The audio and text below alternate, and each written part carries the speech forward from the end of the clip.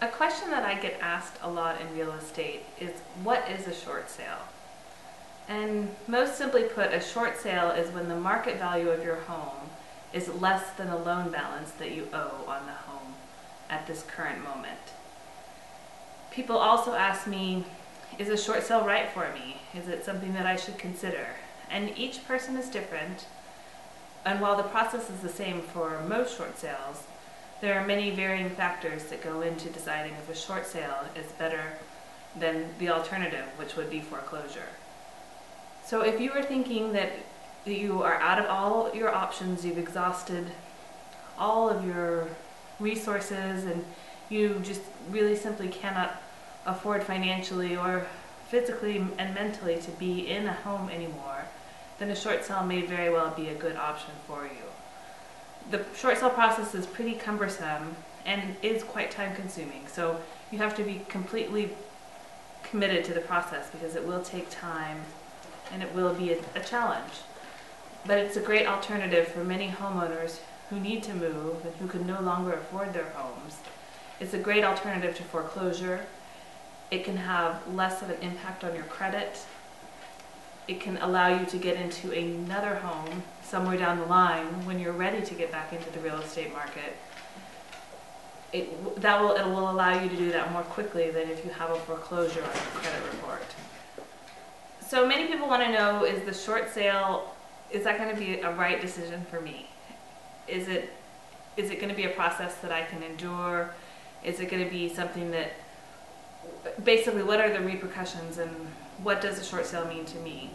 So a short sale can actually help save your credit, or save your credit from having a foreclosure listed on it. It could mean that you might lose 50 to 150 points on your credit score, versus if you have a foreclosure, you could potentially lose more than 200 points on your credit score.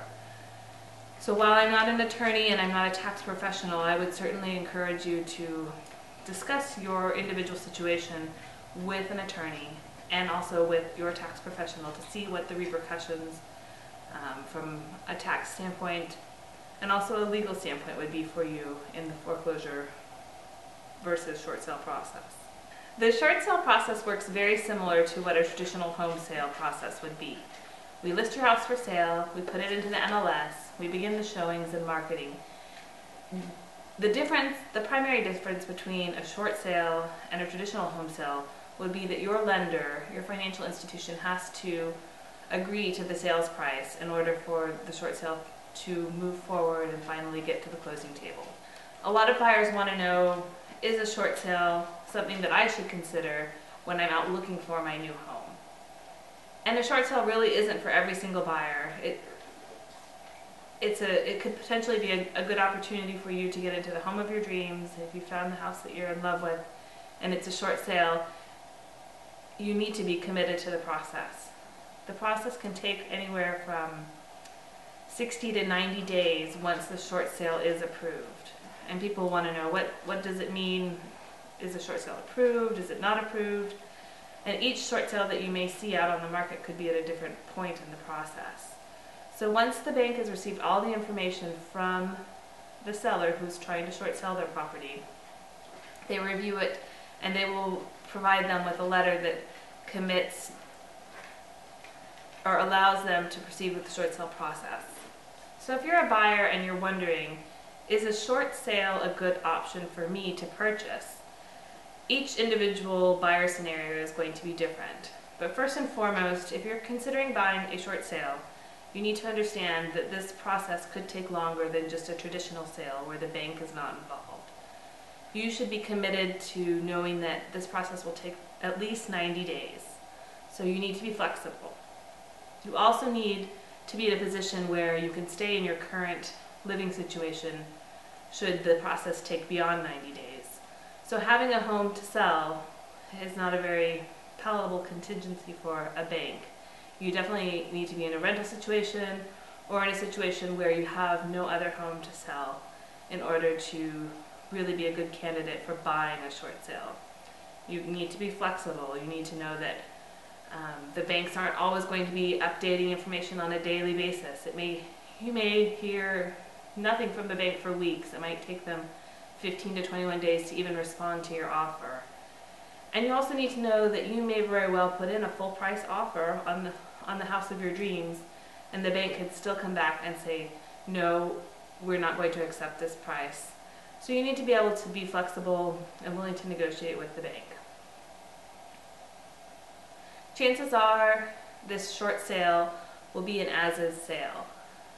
Much like a REO or foreclosure property, since the seller is in a distressed situation, they probably don't have the money or the resources to put into any kind of deficiencies that may come up on an inspection report. So before you put in a contract on a short sale, you need to do a little bit of due diligence, have the home inspected, which would be an expense that potentially you wouldn't recoup if you're not able to purchase the home. But it's important that you go ahead and do that kind of due diligence just to make sure that this is a purchase that you want to participate in. And no short sale is guaranteed. Just because you have a willing buyer and seller, the bank ultimately has the final say-so. So a short sale can be a good opportunity for you if, first and foremost, you're patient, you have the ability to wait, and a flexible living situation, you don't have another home to sell, and you've found the house of your dreams, and you're really willing to wait for it. When you're considering a real estate brokerage and a real estate agent to represent you in a short sale transaction, you need to understand that all agents are not created equal. The paperwork and the legwork that will go into a successful short sale require experience and knowledge from your agent. You should expect that you'll need to write a hardship letter, and this basically just outlines why you would be a good candidate for a short sale, and you explain this to your lending institution.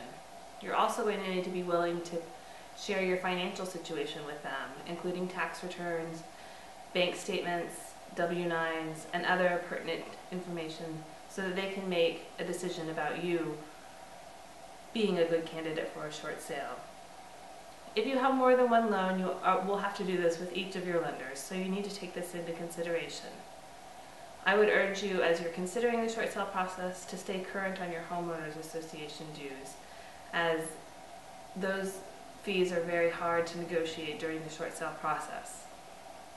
The Real Estate Muses would like to help you with your short sale, and we know that we have the experience and the knowledge to help negotiate with your bank and your lending institution to procure a successful outcome for you in your short sale.